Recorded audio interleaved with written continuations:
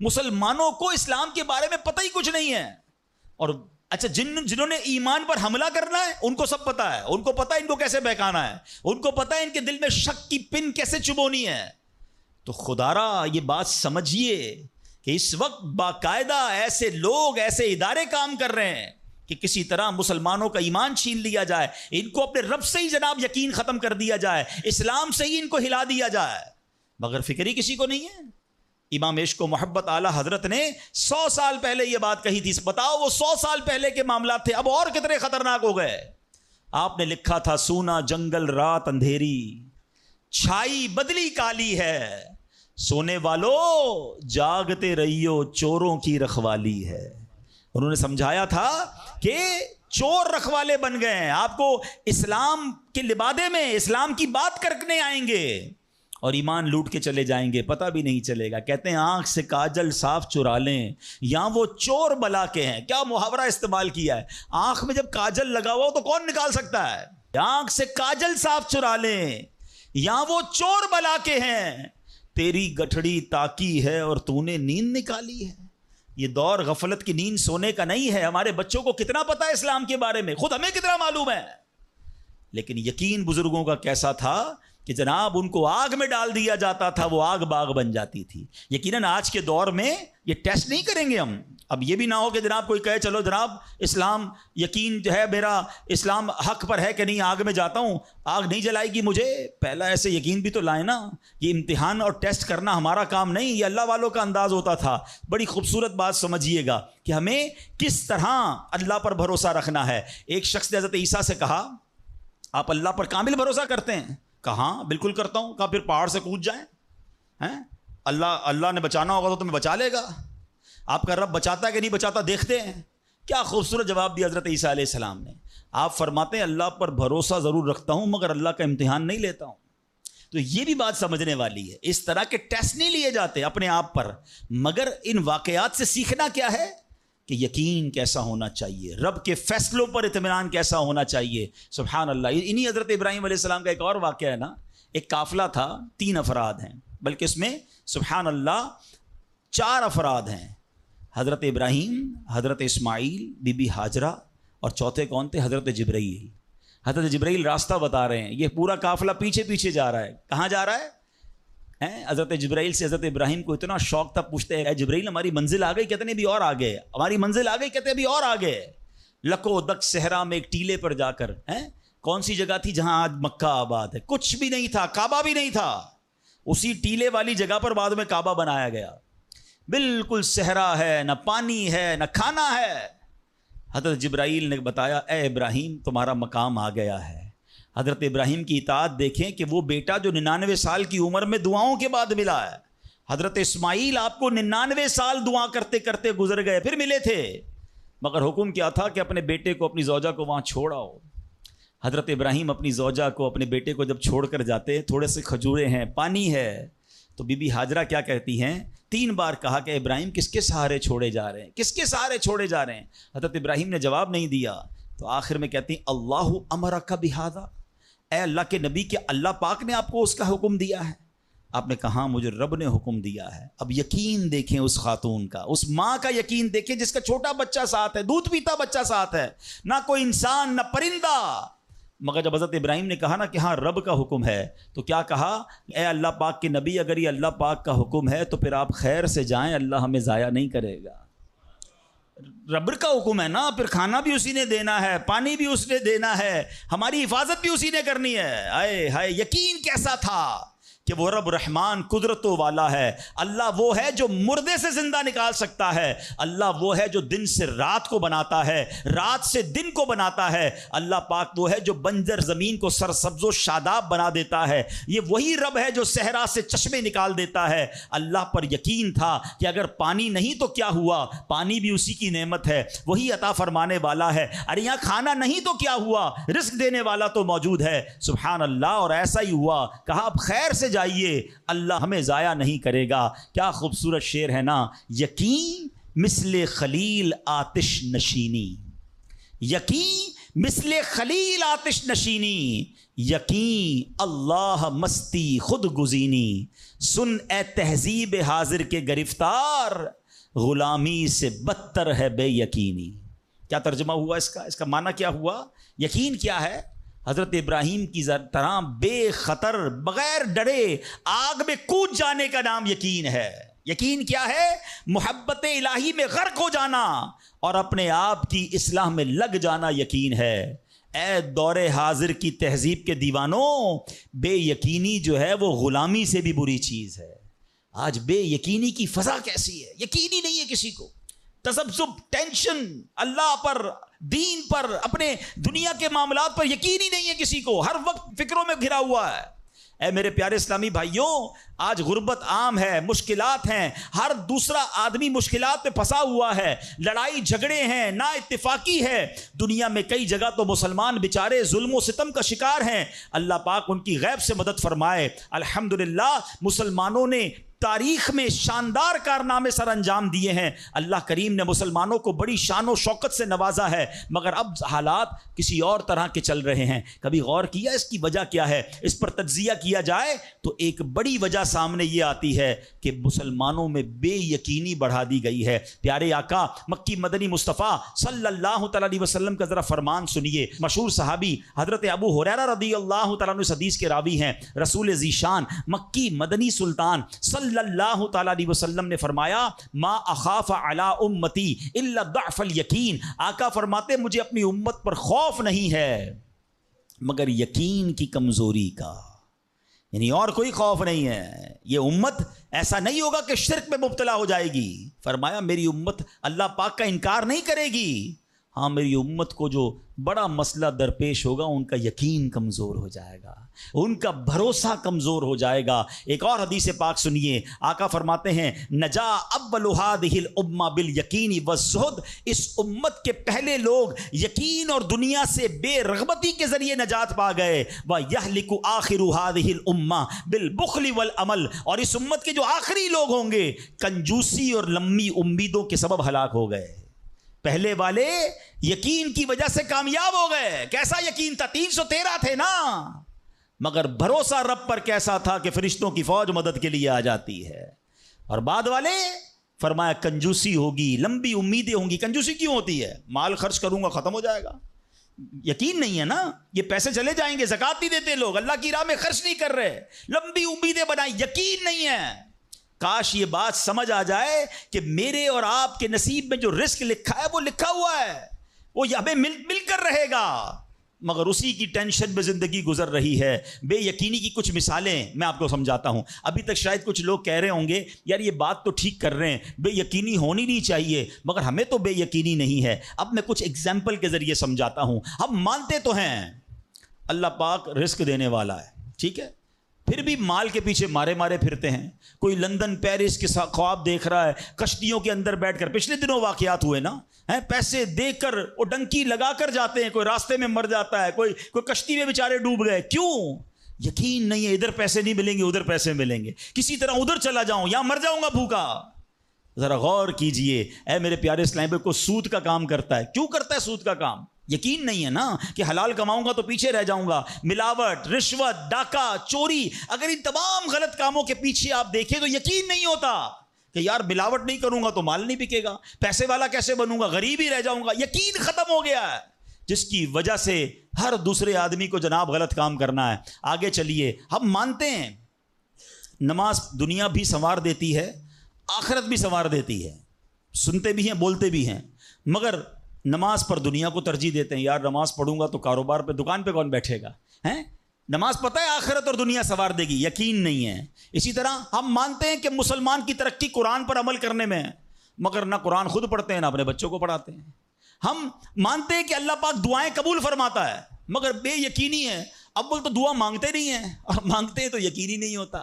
اب یقین کریں، علماء نے لکھا ہے کہ جو بندہ بغیر یقین کے ساتھ دعا مانگتا ہے نا، اس کی دعا قبول ہی نہیں ہوتی ہے۔ یعنی مثال دیتا ہوں، آپ بیمار ہیں یا پریشان ہیں یا کوئی مشکل میں ہیں، دعا کرتے ہوئے یہ خیال آ رہا ہے یار مسئلہ حل ہونا تو نہیں ہے، چلو پھر بھی مانگ لیتے ہیں، علماء کہتے ہیں حل ہی نہیں ہونا ہے، تمہیں رب پر ہی بھروسہ نہیں ہے. اب مثال دیتا ہوں اس کو ایک بلا تمثیل.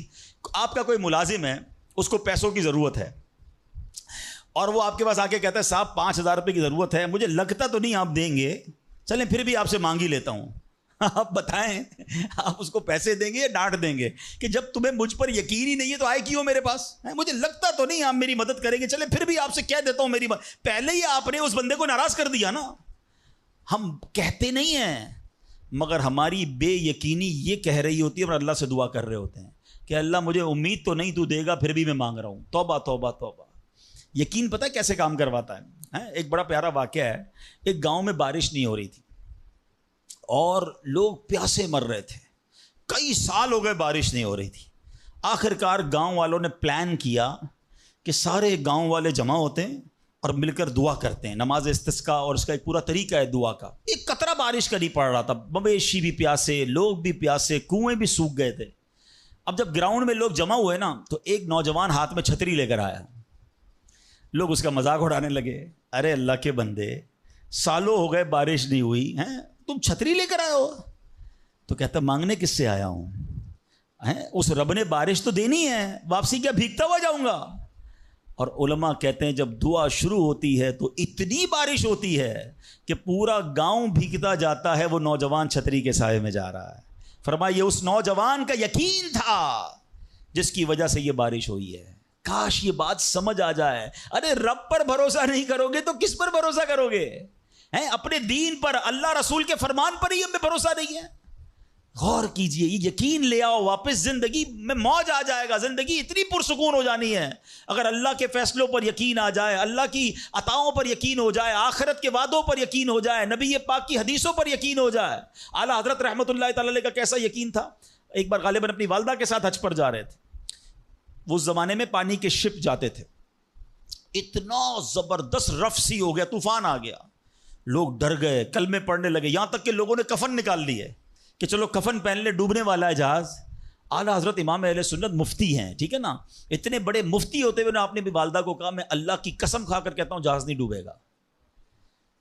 تھوڑی دیر ہوئی تو ایسا ہی ہوا، جہاز کو کام ڈاؤن ہو گیا، سب خیر سے پہنچ گیا. تو ماں نے کہا بیٹا اتنی بڑی قسم کیسے کھا لی تم نے؟ کہ میں نے نبی پاک علیہ الصلوۃ والسلام کا فرمان سنا ہے جو کشتی میں بیٹھ کر یہ دعا پڑھ لے بسم اللہ مجریہا و مرساہا ان ربی لغفور الرحیم، وہ کشتی نہیں ڈوبے گی. میں اللہ کی قسم کھا کے کہتا ہوں کہ میرے نبی نے فرمایا نا، وہ یقین تھا. ہم کتنی بار دعا پڑھتے ہیں مگر دعا پڑھ کے بھی کہتے ہیں پتہ نہیں قبول ہوگی نہیں ہوگی، پڑھ لیتے ہیں. یہ والی چیز نکال دیں. وظیفے ہمارے کیوں نہیں لگتے؟ لوگ کہتے ہیں وظیفہ پڑھ رہا ہوں مسئلہ نہیں ہو رہا، تعویذ لیا پھر بھی مسئلہ. تعویذ پہنتے وقت بھی خیال ہی ہوتا ہے چلو یار پہن لیتے ہیں، پتہ نہیں ہونا ہے نہیں ہو تو کچھ نہیں ہونا. وظیفہ پڑھ لیں اور کہہ رہے پتہ نہیں ہوتا. پہلے یقین لائیں. اچھا ڈاکٹر بھی یہی کہتے ہیں، یہ صرف اب یہ وظائف اور ان چیزوں میں نہیں، آپ اگر ڈاکٹر پر بھی یقین نہ رکھیں نا کہ یار اس کی دوائی پتہ نہیں کام کرتی ہے نہیں کرتی، کیونکہ بہت ساری چیزوں کے پیچھے یقین، ول پاور. بڑا خوبصورت جملہ میں نے کتاب میں پڑھا تھا کہ جو لوگ کہتے ہیں یہ ہو جائے گا ان سے ہو جاتا ہے، جو لوگ کہتے ہیں یہ نہیں ہوگا ان سے نہیں ہوتا ہے. کاش یہ بات سمجھ آ جائے آپ کو. ہو جائے گا، اب کر لو گے. بڑے بڑے کام لوگ کر جاتے ہیں، میں کر لوں گا انشاءاللہ، پتہ نہیں ہوگا نہیں ہوگا، ٹرائی کر لیتا ہوں، پہلے ہی سمجھ لو نہیں ہوگا.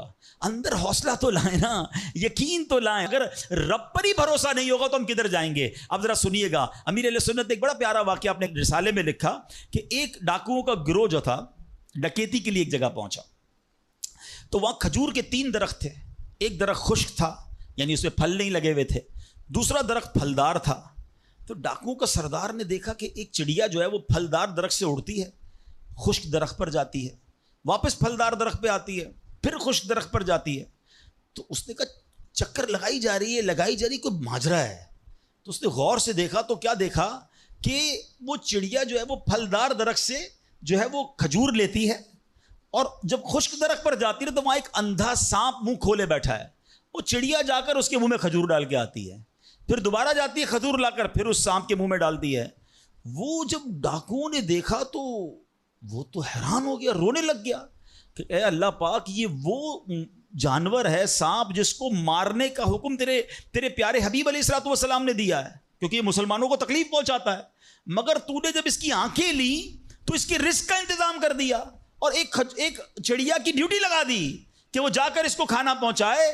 تو میں تو اشرف المخلوقات ہوں, میں تیرے بندوں کو لوٹ رہا ہوں, اے اللہ تو میری توبہ قبول فرما, میں آئندہ ایسا نہیں کروں گا. یہ رونے لگا. اب یہ سوچ رہا ہے, سبحان اللہ.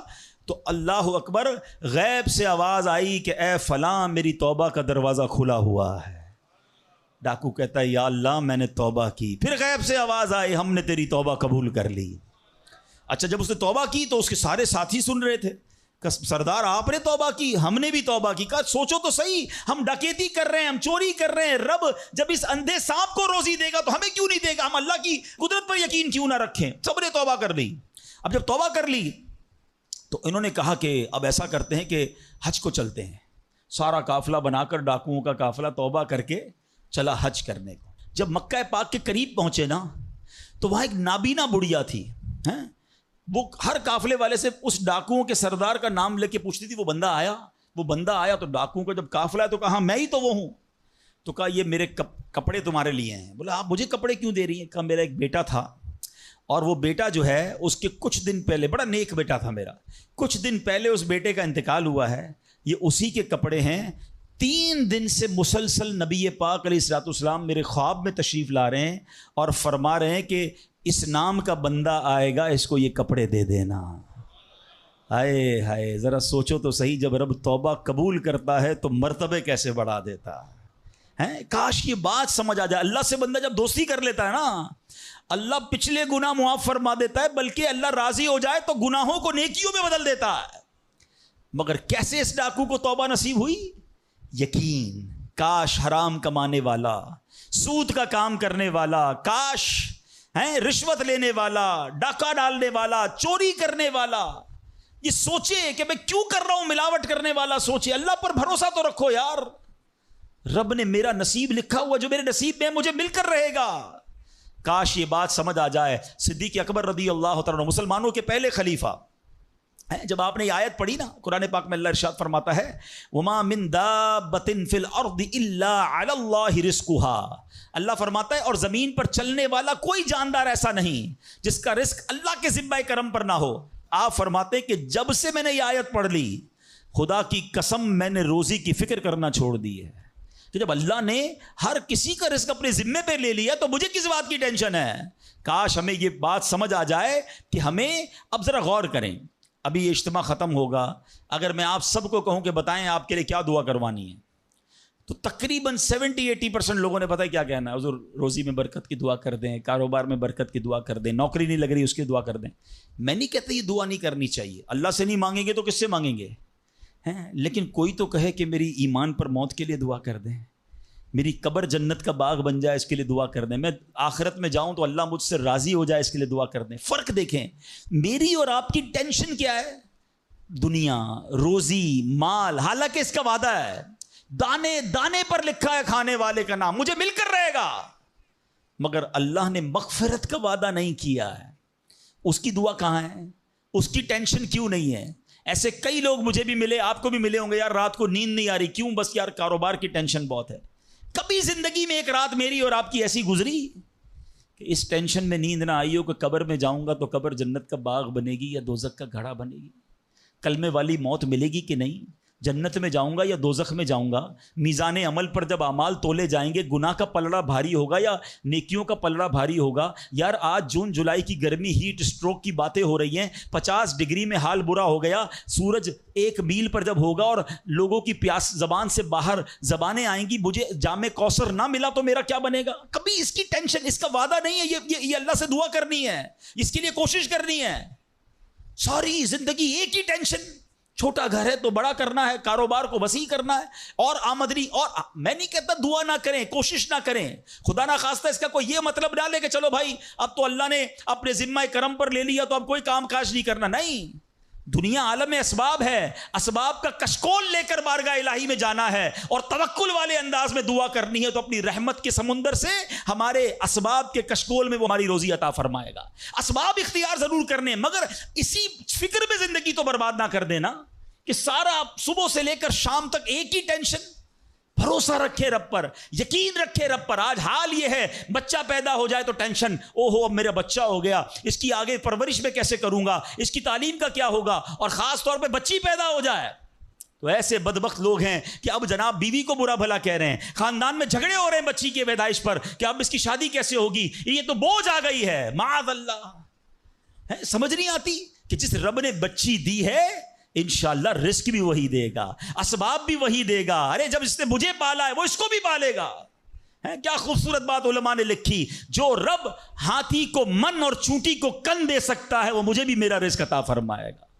آپ ذرا سوچیں تو صحیح، کس کس کو رزق دیتا ہے.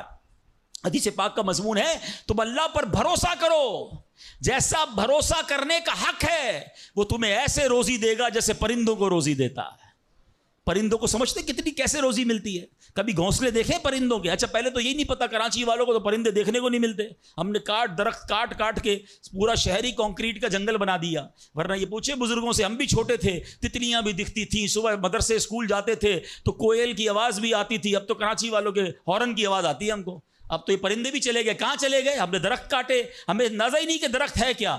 آج گاڑی پارک کرنے کے لیے ہر بندہ درخت کا سایہ ڈھونڈ رہا ہے مگر درخت لگاتا نہیں ہے. کاش یہ بات سمجھ آ جائے کہ جتنے درخت لگتے جائیں گے شہر یا ملک خوشگوار بھی ہوگا، موسم بھی کول ڈاؤن ہو جائے گا. یہ جو آج ہم کہتے ہیں نا اتنی گرمی بڑھتی جا رہی ہے، اس کی ایک بڑی وجہ یہ ہے، یہ میرا موضوع نہیں ہے، لیکن جو موسم کا تغیرات، کلائمیٹ ڈس آرڈر ہے. کاش یہ بات سمجھ آئے کہ پلانٹیشن نہیں ہم کر رہے، ہم پودے نہیں لگاتے بلکہ پودے کاٹ دیتے ہیں. کتنے درخت کاٹے، کتنے جنگل ختم کر دیے ہم نے. الحمدللہ دعوت اسلامی کا شعبہ FGRF، اب پلانٹیشن ہم کرتے چلے جا رہے ہیں. 30 لاکھ پودے لگائے مگر یہ تھوڑے ہیں. کاش میری یہ بات لوگ سن رہے ہوں کہ اگر آپ نے اپنے آنے والی نسلوں کو خوشگوار موسم دینا ہے، اچھے حالات دینے ہیں، ٹھنڈی چھاؤں دینی ہے، آکسیجن کی فیکٹریاں دینی ہیں، تو ہم سب کو کم از کم ایک پودا لگانا چاہیے. 24 کروڑ پاکستانی سب صرف ایک پودا لگائیں اور اس پودے کو درخت بنائیں. صرف پودے کو بچے کی طرح پالیں. آپ یقین کریں ہمارا ملک ایک پورا ملکی باغ بن جائے گا. تو اب ذرا سوچیں کہ ہمیں یہ بات سمجھنی ہے کہ یہ گھونسلے، یہ جو حدیث میں سنا رہا تھا بات کہاں سے چلی کہ اللہ پرندوں کو کیسے رزق دیتا ہے. آپ کو پتہ پرندے کتنے؟ ایک تحقیق کے مطابق اس دنیا میں جتنے انسان ہوتے ہیں نا ملٹی پلائی بائی 10 جانور ہوتے ہیں.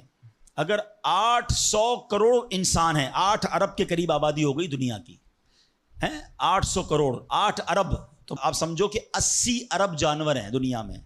اور کہا جاتا ہے ملٹی پلائی بائی 10 کریں اس کو تو اتنے پرندے ہوتے ہیں.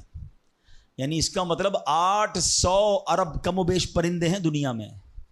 آپ نے پرندوں کے گھونسلے دیکھے کبھی؟ یہ جب گھر سے صبح اڑتے ہیں نا اپنے گھونسلے سے، سب کے پیٹ خالی ہوتے ہیں. گھونسلے میں کوئی کبڈ نہیں ہوتی ہے، کوئی شام کا دوسرے دن کا چارہ نہیں ہوتا ہے، بچے چھوٹے چھوٹے چھوڑ کر جاتے ہیں. مگر یہ 800 ارب پرندے جب شام کو گھونسلے میں آتے ہیں اللہ سب کو رزق دے چکا ہوتا ہے. کوئی پرندہ دنیا میں بھوکا نہیں سوتا. کیا خوبصورت بات. سمجھو اس کا مزہ لو نا. رب ہاتھی کو من دیتا ہے، اس کو ہاتھی کو کتنا کھانا چاہیے؟ دنیا میں کتنے ہاتھی ہوں گے؟ اس کو روز کے منو کھانا مل جاتا ہے. اور چونٹی کو کن چاہیے ہوتا ہے چھوٹا سا، وہ رب اس کو کن بھی دے دیتا ہے. پرندوں کو روزی دے دیتا ہے. اور جو اشرف المخلوقات ہیں وہ ٹینشن کھا رہے ہیں. وہ کبھی بلڈ پریشر کی گولی، تو کبھی شوگر کی گولی، کبھی ڈاکٹر کے پاس. ٹینشن بہت ہے ڈاکٹر صاحب 2 سال بعد کیا ہوگا، مارکیٹ ڈاؤن. ارے بھائی تب سب چیزوں کا وعدہ ہے اور تم اس ٹینشن میں رہ گئے. ارے یہ کوشش کرنی تھی تو آخرت کی کرنی تھی، اللہ کو راضی کرنے کی کرنی تھی. لیکن ان تمام باتوں کے باوجود جیسے میں نے کہا نا کہ چھوڑنا نہیں ہے کام کاج. کچھ بے وقوف لوگ یہ سمجھ رہے ہوتے ہیں ایسا نہیں ہوگا. بڑی خوبصورت ایک بات اور کر دوں کہ اللہ پر بھروسہ کیسا کرنا ہے. ایک صوفی بزرگ شیخ سعدی لکھتے ہیں کہ ایک شخص تھا گھر سے محنت مزدوری کے لیے کام کاج کے لیے نکلا. اس نے دیکھا کہ ایک لومڑی ہے، اندھی ہے، اپاہج ہے، نہ دیکھ سکتی ہے نہ چل سکتی ہے. وہ حیران ہو گیا، ہاتھ پیر بھی نہیں، آنکھیں بھی نہیں، یہ لومڑی کھاتی کہاں سے ہے؟ چیک کرتا ہوں. تھوڑی دیر بیٹھا تو ایک شیر آیا. شیر نے کہیں سے شکار کیا تھا، وہ اپنا شکار لومڑی کے آگے ڈال دیا. اندھی لومڑی، اس نے جو کھانا تھا کھایا، باقی شیر لے کے چلا گیا. اس نے کہا کمال ہے جناب، اپاہج لومڑی کو رب رزق دیتا ہے تو مجھے کیا ضرورت ہے نوکری کرنے کی، مجھے کیا ضرورت ہے کام کاج کرنے کی. جا کے بیٹھ گیا مسجد میں. 3 دن ذکر کرتا رہا، عبادت کرتا رہا، ایک دانہ کھانے کو نہیں ملا. اللہ اللہ اللہ اللہ کر رہا ہے. اس کے بعد جب بھوک سے بحال ہو گیا تو اللہ سے فریاد کی، یا اللہ مجھے کوئی رزق نہیں ملا۔ کیا شاندار ارشاد ہوتا ہے، ابھی کیسا زبردست جملہ ہے۔ ارشاد ہوا تو نے لومڑی دیکھی ہے، شیر نہیں دیکھا ہے؟ لومڑی کیوں بننا ہے؟ شیر بننا، اپنا رزق بھی کما اور دوسرے کو کھلانے والا بن جا۔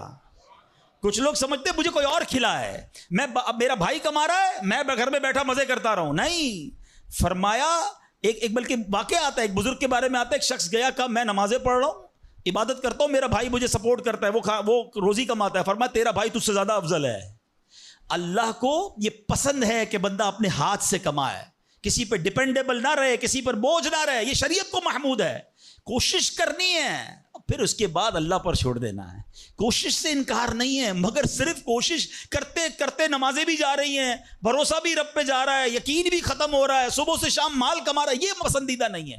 تو ان دونوں چیزوں میں فرق کرنا ہے اور اللہ پر یقین رکھنا ہے، پھر دیکھیں انشاءاللہ کیسے دنیا اور آخرت کی برکتیں ملتی ہیں۔ تو بہرحال میرے پیارے اسلامی بھائیوں، کاش یقین مل جائے تو پھر دیکھیں یقین کیسے کام بناتا ہے۔ امام حسن بصری نے ایک حدیث پاک بیان کی، آپ فرماتے ہیں، حدیث سنیے گا، پیارے آقا علیہ الصلوۃ والسلام فرماتے ہیں، لوگوں کو اس دنیا میں سب سے بہترین چیز یقین اور عافیت عطا کی گئی ہے، لہٰذا اللہ پاک سے ان دونوں چیزوں کو سوال کیا کرو، اللہ سے یقین مانگیں اور اللہ سے عافیت مانگے۔ امام حسن بصری جب حدیث پاک بیان کی نا تو فرمایا، رسول اکرم علیہ الصلوۃ والسلام نے سچ فرمایا، یقین ہی کی برکت سے جنت ملتی ہے، یقین ہی کی برکت سے آدمی جہنم سے دور بھاگتا ہے، یقین ہی کی برکت سے فرائض پورے ادا کرتا ہے، یقین ہی کی برکت سے آدمی ایمان پر ثابت قدم رہتا ہے، اور عافیت میں بڑی بھلائی رکھ دی گئی ہے۔ اے کاش ہمیں یقین ملے، ہمیں عافیت ملے۔ حدیث پاک میں آتا ہے، حدیث قدسی ہے، اللہ پر کیسا بھروسہ رکھنا ہے؟ انا عند ظن عبدی بی، میں اپنے بندے کے گمان کے نزدیک ہوتا ہوں جو مجھ سے رکھے۔ مفتی احمد یار خان نعیمی اس حدیث پاک کے تحت فرماتے ہیں، یہاں عبد سے مراد بندہ مومن ہے، یعنی بندہ میرے بارے میں جیسا یقین رکھے گا میں ویسا ہی اس کے ساتھ معاملہ کروں گا۔ بس یہ سمجھ لو آج بات، میرا اللہ بہتر فرمائے گا، رب میرے لیے بہترین فیصلہ کرے گا، وہ مجھے پالنے والا ہے، میری ماں سے زیادہ چاہنے والا۔ یقین تو کرو نا اس پر۔ لوگوں کو اللہ پر ہی یقین نہیں رہا ہے، میرا تو کام ہی خراب ہو جاتا ہے، اللہ معاذ اللہ، اب اس پہ کفریہ کلمات بھی کہہ دیتے ہیں، میرا تو جناب مسئلہ ہی حل نہیں ہوتا، میری دعا تو رب سنتا ہی نہیں ہے، میری مشکل آسان وہ کرتا ہی نہیں ہے۔ تم کھڑے نہیں ہو سکو گے، تم اللہ سے بدگمان نہ رہنا۔ اللہ کرے کہ انسان یہ سمجھ جائے کہ مجھے رب پر اچھا گمان رکھنا ہے۔ شاعر کہتے ہیں نا، جو سوچتا ہوں وہی بات ہونے لگتی ہے۔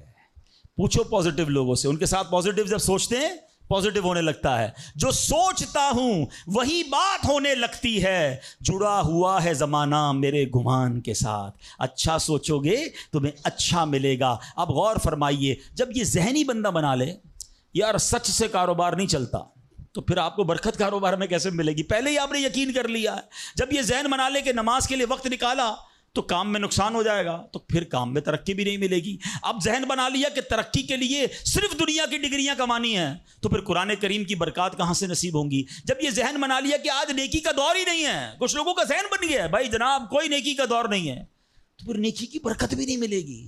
ذہن پازیٹیو رکھیں، ذہن اچھا رکھیں، انشاءاللہ آپ دیکھیں آپ کے ساتھ اچھا ہونا شروع ہو جائے گا۔ میرے پاس وقت کم ہے، ورنہ اس پر تو پوری ریسرچ موجود ہے۔ آپ پازیٹیو سوچتے ہیں تو پازیٹیو انرجیز آپ کی طرف متوجہ ہو جاتی ہیں۔ اب تو سائنس بھی کہتی ہے نیگیٹو سوچتے ہیں تو نیگیٹو انرجیز آپ کی طرف متوجہ ہوتی ہیں، آپ ڈی مورلائز ہونا شروع ہو جاتے ہیں، آپ کے حوصلے ٹوٹنا شروع ہو جاتے ہیں۔ اور جس کو ول پاور کہا جاتا ہے، جس کو اچھا سوچنا کہا جاتا ہے، اگر بندہ یہ کرنا شروع کر دے پھر دیکھیں اس کے کام کیسے بن جاتے ہیں۔ تو اللہ کرے کہ بھئی یہ بات سمجھ آ جائے کہ ہمیں اپنے رب سے انشاءاللہ یقین حاصل کرنا ہے۔ حضرت خالد بن معدان رحمۃ اللہ تعالی علیہ فرماتے ہیں، تعلموا الیقین کما تعلموا القرآن، یعنی یقین کو بھی ایسے ہی سیکھا کرو جیسے قرآن سیکھتے ہو۔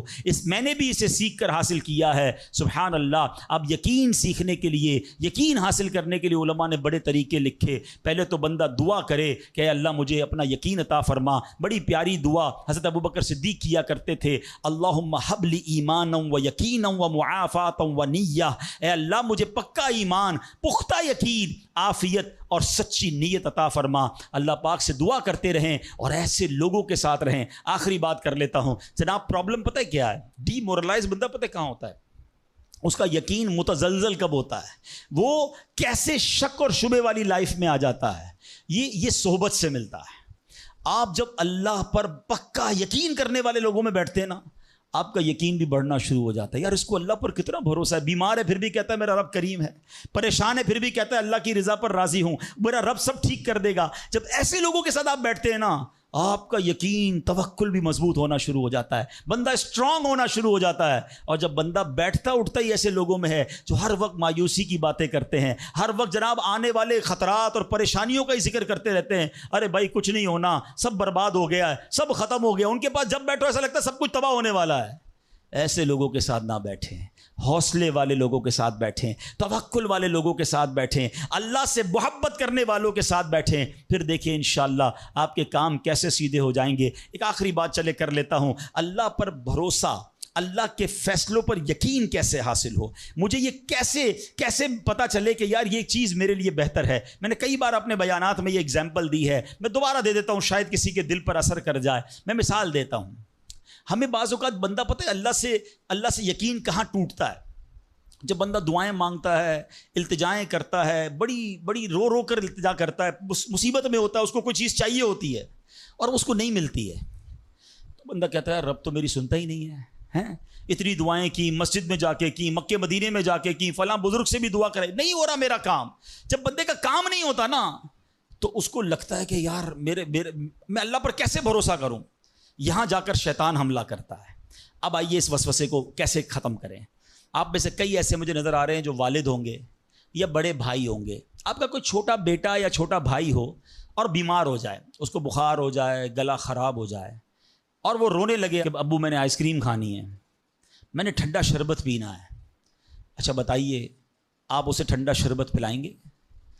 وہ رو رہا ہے آپ کے سامنے، آئس کریم کھلائیں گے اسے؟ جواب دیجئے نہیں. وہ رونے دیں گے آپ اس کو. آپ کا ایک دوست برابر میں بیٹھا ہو اور کوئی کہے یار کیسے ظالم ابو ہیں، بچہ رو رہا ہے دے دینا اسے آئس کریم، تو آپ ایک جواب دیتے ہیں میں والد ہوں، مجھے پتا ہے اس کو کب کیا دینا ہے.